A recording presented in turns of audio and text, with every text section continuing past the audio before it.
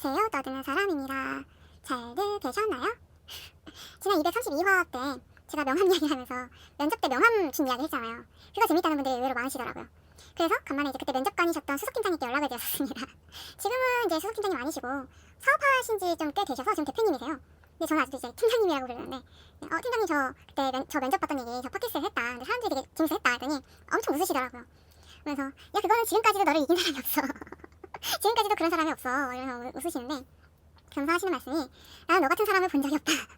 너는 좀 특별한 것 같았다. 이렇게 얘기하면서 뭐라 하셨더라? 나는 네가 자연인 같았다. 그러니까 제가 자연인 같았다는 거예요. 산에서 막 내려온. 그러니까 막 뭔가를 재거나 생각하거나 이런 것보다 그냥 되게 심플한 거지. 그러니까 좋게 말해서 심플한 거고 약간 천둥별거성이가 그냥 아무것도 모르고 그냥 너무 처형도스럽게 구니까 그게 너무 특별해 보였던 거예요. 그래서 좋았대요. 그래서 이제 그러면서 너는 그게 너의 자존감이었던 것 같아. 이제 이런 얘기를 말씀을 해주셨는데 사실 저는 자존감을 잘 몰라요. 그러니까 제가 사람들이 가끔 뭐 이렇게 어떤 질문, 형식적인 질문 같은 걸 할 때 대답을 잘 못하는 것 중에 하나가 자존감이 그 중에 하나인데 자존감이 있는 편이세요? 없는 편이세요? 뭐 이런 거 물어볼 때도 그거 대답을 잘 못해요. 제가 있는지 없는지 잘 모르겠어요. 왜냐면 저한테는 자존감이라는 게 뭐 누가 깎거나 아니면 채우거나 이런 건 아닌 것 같고 지금 내가 생활하고 있는 거나 살아가고 있는 거에 혹은 내가 지금 하고 있는 일에 어떤 의지를 막 불태우고 있어. 불사지르고 있어. 그러면은 자존감이 채워져 있는 것 같고요. 만약에 뭐 그런 게 없다. 내가 지금 막 원하는 게 없고 하고 있는 거 없고 그냥 막 이렇게 널브러져 있다. 아무 생각이 없는 그런 상태다. 그러면 자존감이 없는 것 같아요. 얼만큼 의지를 갖고 살아가고 있느냐에 따라서 저는 자존감이 여부가 있는 차이가 있는 것 같아서 그래서 백수 시절에는 진짜 자존감이 바닥에 있었던 것 같거든요. 내가 이제 의지를 드러낼 수 있는 방법이 전혀 없는 상태니까 백수 시절에는 뭐 없잖아요. 하는 게 없으니까. 그래서 그때는 그랬던 것 같은데 그런 시절이 계속 되면 뭐 인생이 눅눅해질 수밖에 없죠. 그래서 그런 자존감이라는 거에서 다른 생각들을 막 하다가 넷플릭스에서 누가 맵고 뜨겁게라는 걸 한번 봐봐라고 해가지고 봤어요. 처음에는 그렇게 볼 생각이 없었는데 이게 제가 좋아하는 영화 중에 일본 영화 백엔의 사랑이라는 영화가 있는데 그 영화의 리메이크작이라는 거예요. 그렇다면 한번 봐보자 이렇게 해가지고 보게 됐는데 너무 재밌더라고요. 그래서 떠드는 사람 233화에서는 어차피 연료라면 꿈을 향해 한번 질러보자 중국 영화 맵고 뜨겁게에 대해서 떠들어보도록 할게요. 말씀드린 대로 맵고 뜨겁게는 백엔의 사랑을 리메이크했습니다. 근데 백엔의 사랑을 보신 분들은 아시겠지만 이 영화는 조금 무겁고 깊이가 있어요. 하지만 맵고 뜨겁게 같은 경우에는 코미디가 베이스입니다. 그래서 재밌어요. 웃겨요. 그렇지만 이제 뒷부분에 가서는 감동이 이제 따라오는 그런 류의 진행이 되고 있는 영화죠. 그래서 이게 중국 영화, 그러니까 일본 영화를 중국 영화가 리메이크를 할 때 조금 쉽지가 않은데 얘는 리메이크를 잘했더라고요. 그래서 보면은 그냥 소재만 따오고 그냥 맵고 뜨겁게는 맵고 뜨겁게 같아요. 백인의 사랑이 거의 생각나지 않아요. 그냥 소재만 이거 좀 비슷한데? 그냥 이 정도? 그래서 백인의 사랑을 보신 분들은 맵고 뜨겁게를 보면서 어떤 게 비슷하고 다른지 한번 비교해가면서 보는 재미도 있으실 것 같습니다. 일단 영화 소개해드릴게요.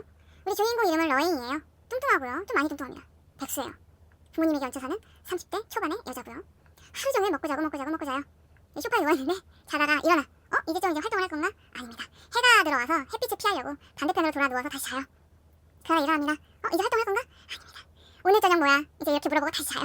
이제 이게 하루 일과인데 그래도 남자친구가 있어요. 신기하죠? 하지만 바람이 납니다. 나의 절친과 바람이 나죠. 그리고 가족이나 친척 모두 러잉을 뚱뚱하고 백수고 하루를 먹고 자고 하니까 게으르다고 무시해요. 야, 또 그럴 수도 있지 라고 러잉을 두둔하고 싶은데 사실은 제가 백수 시절이 길었기 때문에 저의 백수 시절을 생각하면 러잉을 두둔할 수만은 없겠더라고요. 그리고 러잉이 지금 어떤 마음으로 저러고 있는지 너무 잘 알겠어. 내가 그랬으니까. 그래서 야 좀 나가라 이제 이러고 싶은데 근데 뭐 아시는 분은 아시겠지만 이게 자기가 마음이 동해야 되는 거잖아요. 누가 막 뭐라고 한다고 해서 되는 게 아니고 내가 마음이 딱 동해야지 되는 건데 이거 사실 다 필요 없어요. 마음이 동하고 말고 다 필요 없고 비빌 언덕이 없어야 돼요. 먹여주는 사람과 재워주는 곳이 있으니까 뭐 그냥 아무것도 안 했는데도 막 때리면 밥 줘. 비 오면 비 피할 때 있고 잘 때 있고 내가 아쉬울 게 있나. 그러니까 아무것도 안 하는 거지. 내가 궁해봐요. 바로 나가서 일하지. 그런 거거든요. 근데 러인이 동생이랑 싸웁니다. 그래서 홧김에 가출을 해버려요. 그래서 자의반 타의반으로 사회생활을 시작하게 됩니다. 비빌 언덕이 없어지니까 일을 안 하면 당장 월세 낼 돈도 없고 먹고 살 수가 없으니까 바베큐 가게에서 알바를 하기 시작합니다. 그리고 어쩌다 마주치게 된 권투 코치에게 권투도 배우게 돼요. 네, 봐봐요.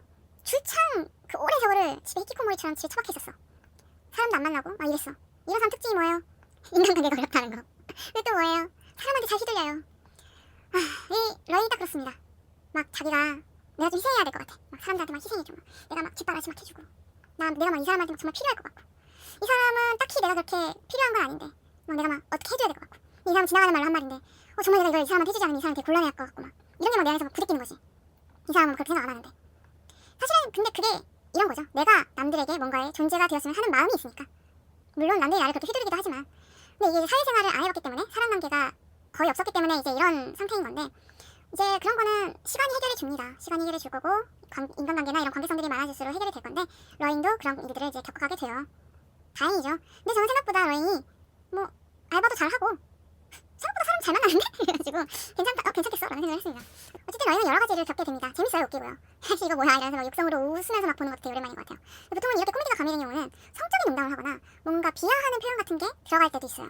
심지어 이제 여기는 여성이 이제 주인공인데 뚱뚱하잖아요. 고도비만이란 말이에요. 근데 그런 걸 비하하는 표현이 나올 법도 한데 나오지도 않아. 그냥 그 상황 자체에서 캐릭터 자체가 그냥 웃겨요. 자연스럽게 웃겨요.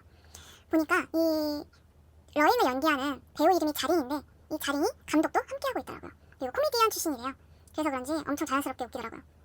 이렇게 깔깔거리면서 영화를 보다가 이제 러인이 어느덧 진지하게 복싱을 하기 시작하면서 영화도 점점 진지해지기 시작합니다. 그런 러인을 보면서 저도 응원을 하게 돼요. 야씨 러인이 뛴다. 럭키 음악에 맞춰 러인이 막 계단을 막 2개 3개 뛰어 올라가는 거예요. 관절 조심해야 돼 러인 이러면서 턱걸이 하고 뭐 펀치 날리고 그러면서 점점 시간의 흐름이 보여지는데 사람이 점점 달라져요. 깜짝 놀랐어요. 이렇게 사람이 달라진다고? 이런 거 이 변화를 영화에서 보여준다고? 정말 그 순차적으로 점점 달라지는 러인의 변화를 보여주는데 러인이 뚱뚱했단 말이에요. 근데 영화 속에서 러인이 제가 50kg를 뺐다고 얘기를 해요. 근데 정말 그런 것 같아요. 이목구비만 알아볼 정도고 사람 자체가 달라 보이거든요. 근데 보통 이런 경우면은 보통은 살찐 상황을 특수 분장을 해갖고 살찌워서 촬영을 하거나 아니면은 보통 배우들은 살이 안 쪘으니까 이제 살찌기 전에 촬영을 해놓고 살을 찌워놓고 살쪘을 때 부분을 촬영을 하거나 아니면은 살쪘을 때 배우랑 살 안 쪘을 때 배우가 다른 배우, 그러니까 두 명의 배우를 쓰거나 뭐 이럴 텐데 얘는 어떻게 하는 건지 너무 궁금한 거예요. 그래서 이제 자린을 검색해봤어요. 근데 이제 원래도 좀 통통하더라고요. 뭐 코미디언 출신이라고 하니까 이제 선입견일 수도 있겠지만 조금 통통할 수 있죠. 그래서 통통하길래 봤더니 이 영화를 찍기 전에 이미 20kg를 찌웠대요. 원래 몸무게에서 20kg를 찌우고 영화를 촬영을 하면서 이제 러인이 권투를 하면서 살을 빼잖아요.